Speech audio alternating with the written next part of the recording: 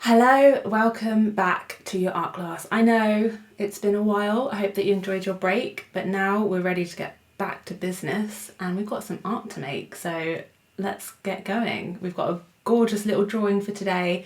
Today is Valentine's Day 2024. I'm doing my first in-person workshop in Berlin today, so I'm very excited. But I thought I'd also give you a little slice here. So I hope that you enjoy it. Let me know. Get your pen, get your paper, get your paints if you have them, or any kind of colouring instrument if you want to colour it in, and let's get going. Get your coffee too, very important, or wine if it's late. So let's get going with our drawing. I have my watercolour paper here and my watercolours all around, and I'm going to use this fine liner pen, but it's basically a fine liner that won't run when I put water or watercolour on it. So that's the most important thing.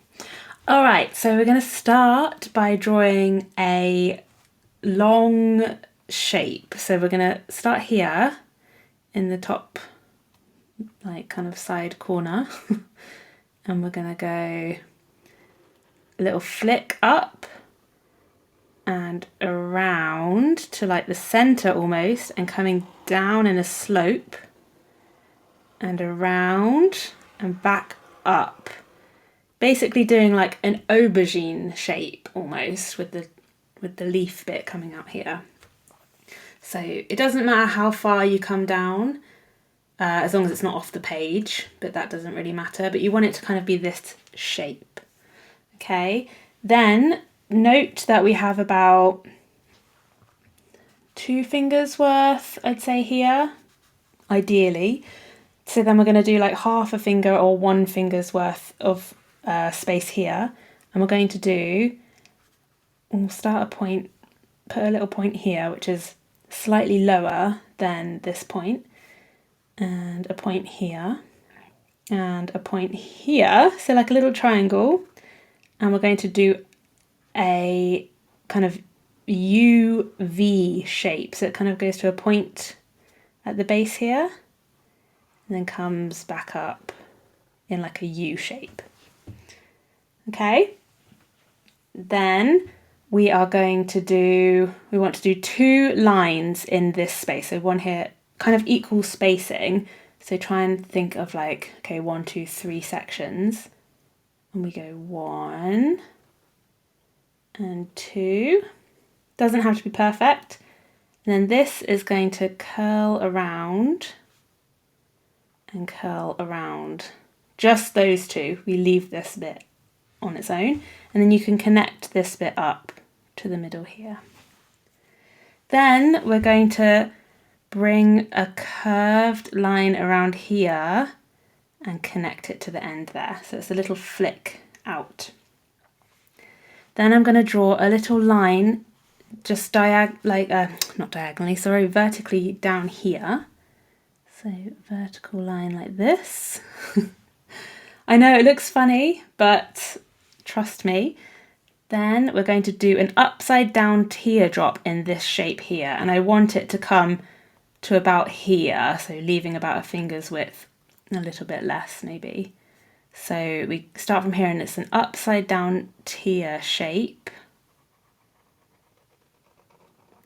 like that. Okay, then, you still with me? We are going to do another rounded shape coming, actually, no, sorry, I'm rusty, it's been a while. First of all, we're going to draw a straight line across the base here. Now, I want it to hit around here and here. Doesn't matter necessarily exactly where it is, but it's just a straight line out from there, and then try and get it about the same height there. All right, now we're going to do that extra shape, that other oval shape that comes down, but it's going to be a little bit lower than this one. So if this one's this high, we're going to have it a little bit lower, so the top point being around here, but about the same size, maybe a little bit slimmer. It comes up. It's kind of like hiding behind the first shape like that. Okay, then from this point here, where these marks meet, we're going to draw a line that kind of curves up to about there. Yeah. Then we're going to do another one of these shapes, just this bottom part of the aubergine, but again smaller so that the base of it hits here. So, and I want it to fit onto the page. So I'm going to say the top bit is going to be there, put a little point, and there, and then I can fill out the sides, bring it around in a curve, and bring it up like that. So you see it's kind of the same shape as this, but a little bit smaller and like further behind. Then I'm going to bring from this top point up here a little L shape, a gentle L shape here. So we go out and up like that. And I'm going to mimic that shape, but doing a curve here first. So then we go out and it gets slightly narrower at the top there. Okay. Looking good. Stay with me. Trust, trust. Then I'm going to extend this line around. So you've got a little kind of, oh my goodness, I keep doing this with this desk. Excuse me. I keep accidentally pushing the button that makes it go up and down and it gives me such a shock. Anyway, that hasn't changed anything. So you've got a little U shape here. Then we're going to just basically bring it all the way around to make it into an oval. And if that goes off your page, that doesn't matter. So don't worry too much if you haven't got enough space up here and it's just like half a oval shape. That's absolutely fine, no problem. Okay, now here we're going to go back over here and we're going to draw something, and I think it's all going to become clear what this drawing is in a minute. So I'm going to, you could wait and see what the drawing is going to be and choose something else to draw, but I'm going to draw my thing. So I'm going to do a line that comes out like that and then bring it down and around in like a kind of S, a relaxed S shape like that. Then I'm going to give it a round base and I'm going to bring it up so that it joins here like so. So it looks a bit like a chili pepper. Then I'm just going to draw a little line there to end that little line here. Okay, then I'm going to come to these little shapes here and I'm going to add a semicircle there and a semicircle there. And I'm going to add a little semicircle here as well. Then I'm going to add little lines, little lines, little lines, little lines, like that. Okay, maybe that last one was a mistake.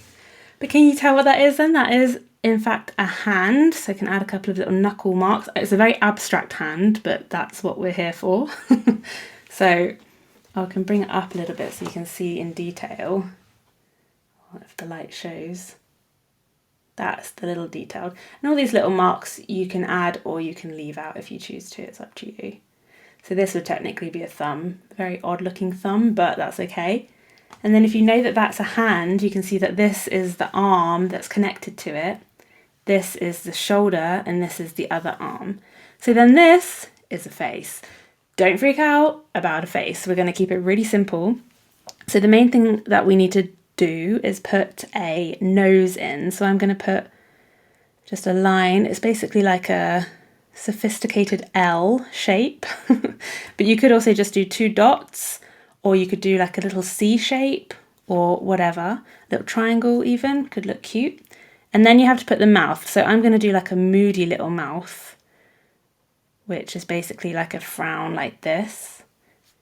Then I'm going to draw the eyes. Now remember, the eyes are going to be around the center of this shape. I know a little bit higher, but that's okay. One there and one there. Depending on how big this shape is, you can adjust the size of your eyes.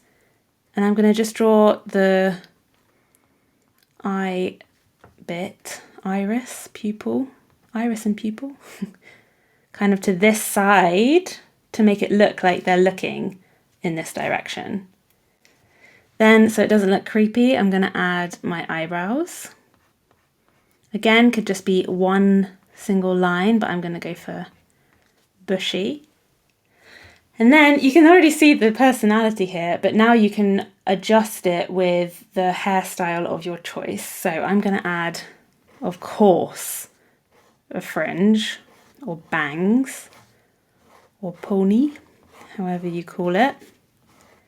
You can see already here that's changed it. I'm going to add in a little ear here. And then because the face is a little bit wide for me, it doesn't really matter. I kind of like that style.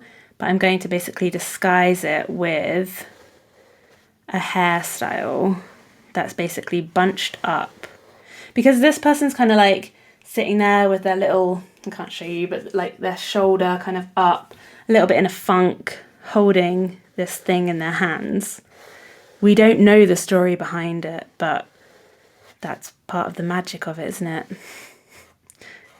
I wonder where they found, maybe they found this, well, it's a chili pepper. Maybe they found it somewhere where they didn't want it to be and they're a bit annoyed. Maybe they cooked a whole meal and couldn't find the chili pepper. They needed that umami, is that the word, for their meal. And then after they cooked it, they found it at the back of the fridge and they're annoyed. I'm going to bring the hair down here. But again, you could do whatever hairstyle you wanted with your drawing here. So let's add that in, but I'm going to fill it in with colour. And then this is like a bit of a chubby arm, but that's also okay. There's not really much room here, but if you do have room on the side here, you can kind of just put a little line to suggest where the other shoulder comes. And that is the main drawing part done. So pretty good, right? Kind of weird, but I'm into it. So I'm going to put my pen there. And then I'm going to get my paintbrush. So I did say it would be about 10 minutes. It's like 12 minutes of drawing, but that's fine. So first things first, I'm going to wet my brush, dab it off a little bit, and then I'm going to get my skin colour, or the tone that I want to use. So I'm getting a bit of yellow ochre here, a bit of alizarin crimson, and a little bit of Windsor red. Although my Windsor red is running out, so I did buy myself a new one. Oh no, that's that one. A scarlet red from Schminker, because they didn't sell the Winsor & Newton in the shop that I went to. And actually, it's kind of similar, so that's good. And then I'm going to start off with the face. I always start above the eye because I don't want the skin. Oh no, but look, I've done it too quickly because the pen needed a bit of time. I don't like the skin to get muddy, but now I've not waited long enough since drawing all that hair. So it is going to look a little bit muddy, but that's okay. It's all right, we don't mind. It already has a bit of a sad look. And I'm just brushing the colour up into the hairline because I'm trying to avoid this weird granulation on the page, and the hairline can definitely hide that for me, so I'm just trying to soften it out. It looks kind of grey, but that's okay. Bring it down here. Try not to make it look too sad. Looking all right. This is a new Bosner pen. I wonder if they've changed their formula, because usually when I use this pen, it really does not run. Or maybe it just needed a little bit more time. Anyway, all right, I'm going to go into the arm. So load up my brush again. A little bit of the same colour, a little bit more water this time, I think. And then start at the top.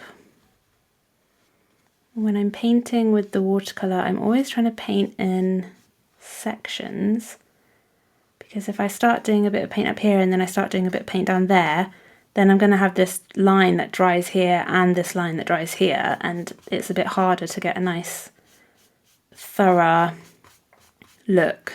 So I'm going to always start from one section and kind of like always working over it, dragging it down, and see if I can get rid of that bit.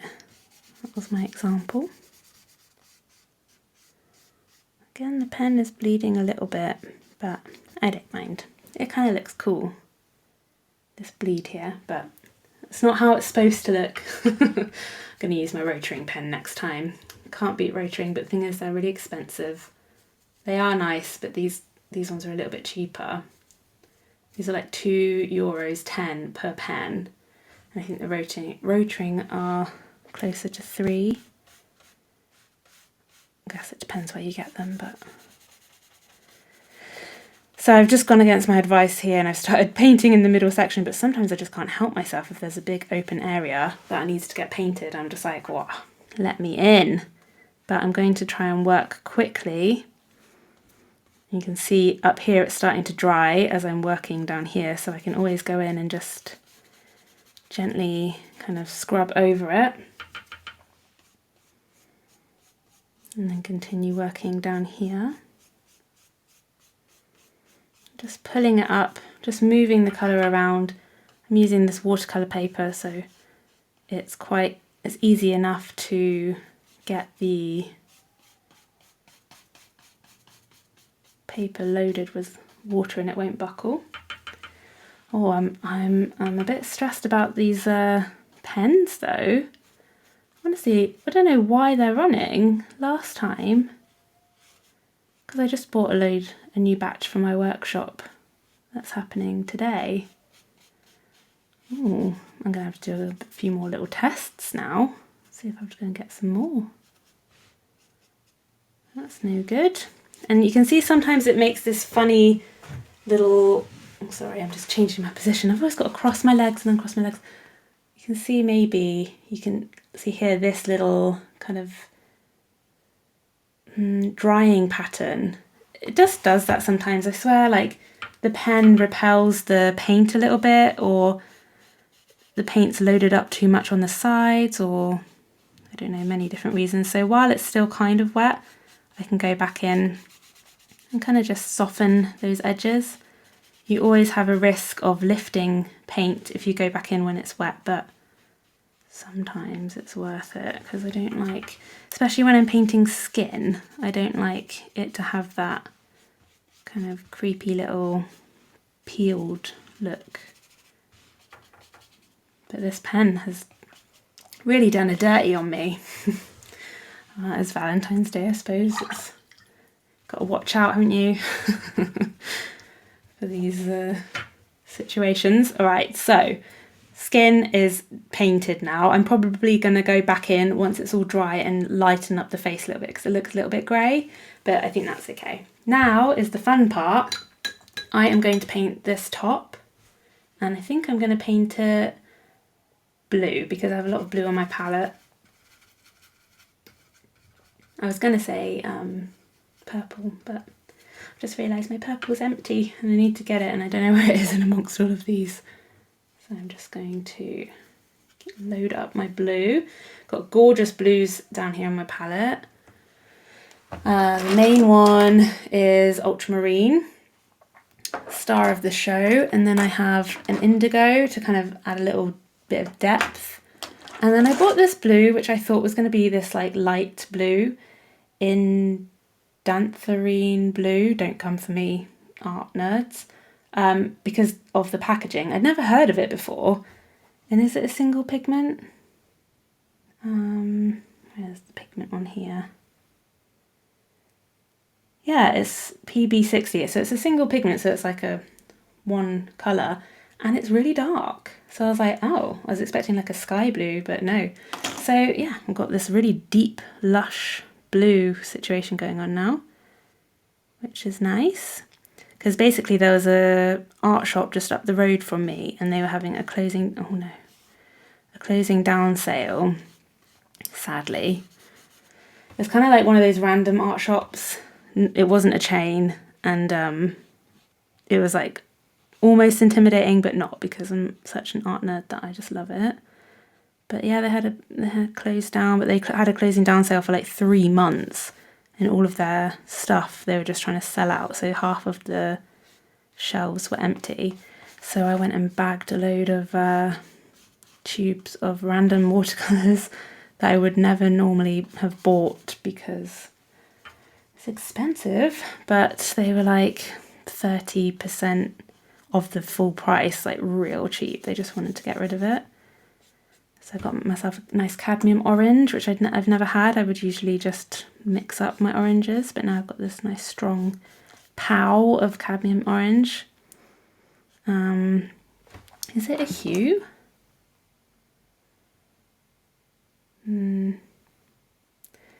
No, because cadmium is obviously very poisonous and bad for you. But I thought, well, it's watercolour, so it's not like I'm gonna, go wild with it. And I know not to eat or smoke while I paint, because that would be dangerous, potentially, with using cadmiums.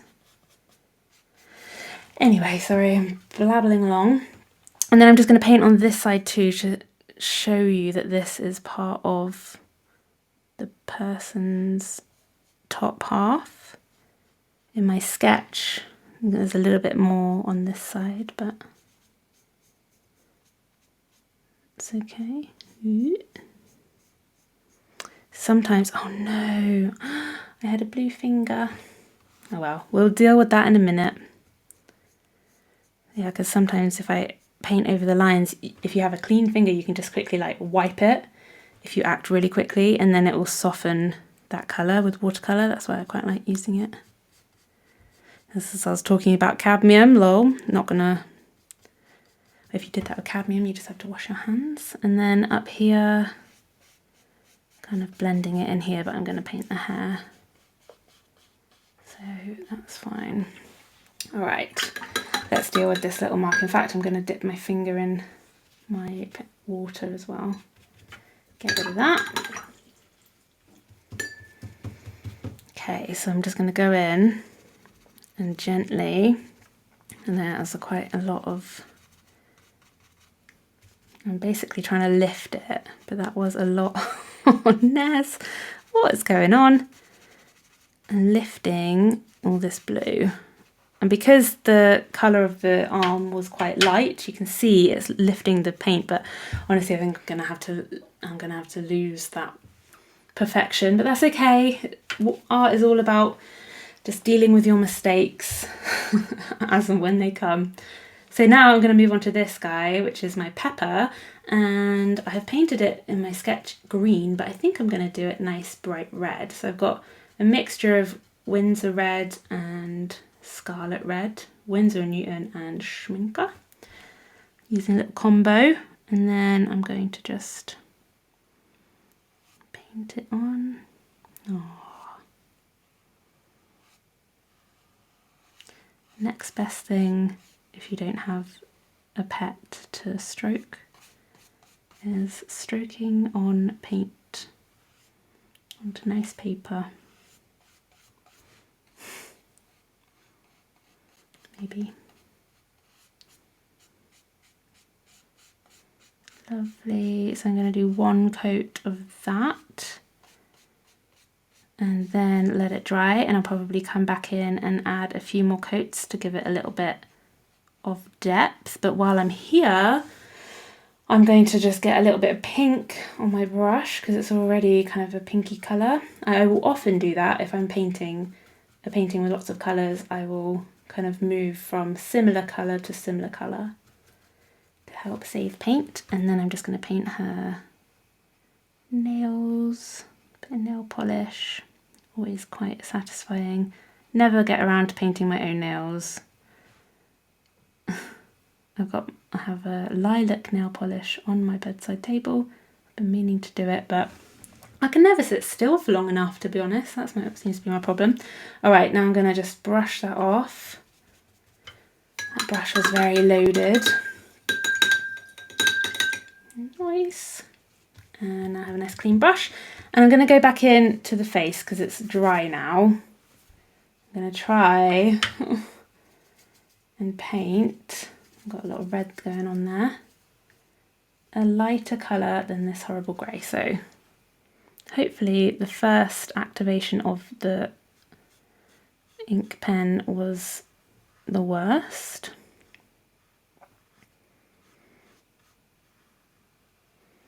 Very weird. I guess it's a good lesson to test your materials before you do an in-person workshop with them. Saying, oh yeah, they're waterproof, whatever. Jolly odd. Yeah, that's better. I mean, looks kind of red, but that's okay. I'm actually gonna, oh no, it's kind of grey again, weird. I'm gonna come and bring, maybe I can disguise this blue. Just deepen this arm a little bit so it's not such a weird contrast between the face and the arm. But you can see it's like a lot brighter because the pen wasn't so much pen action going on here.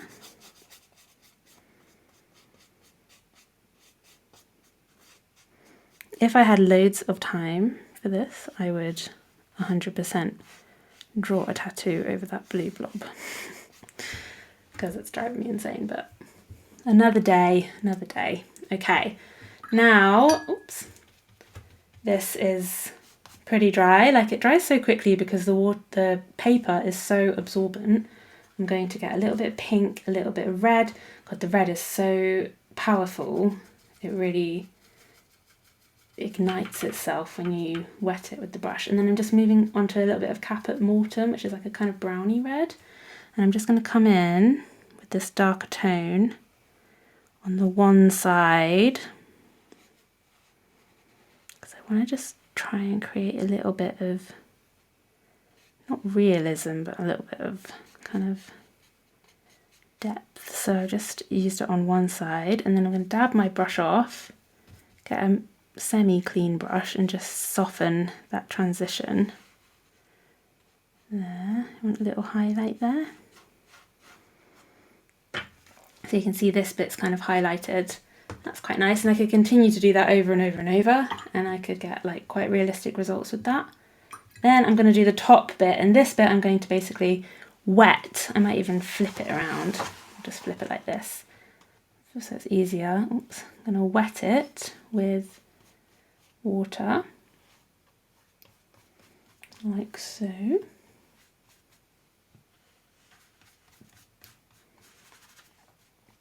Up there as well.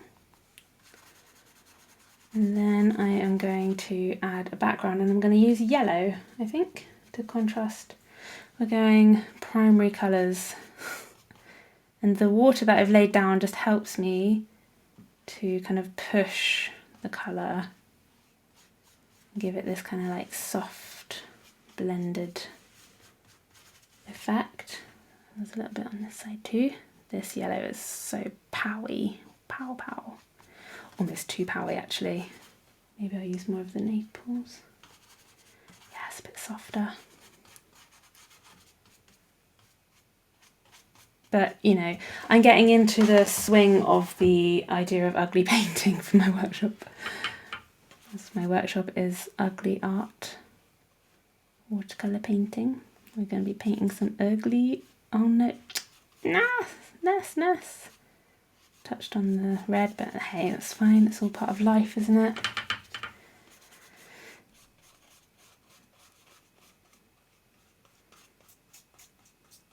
I'm just too impatient. You can get a hairdryer and like really dry your layers, but who's got time for that? It's not too bad, that bleed. Okay, and then I'm going to do the front bit here, and I'm going to do it a pinky colour, I think, as well. Talking about how I blended or used the same kind of colours one after the other. It's all a lie. It's because I've done different colours in my sketch of this, because I'm naughty and I like to rebel against my plan. Doesn't always work out. And just kind of slapping it on, not worrying too much about it, because I quite like having a little bit of texture going on there. Yeah, keep up with the texture, kind of touch in a little bit.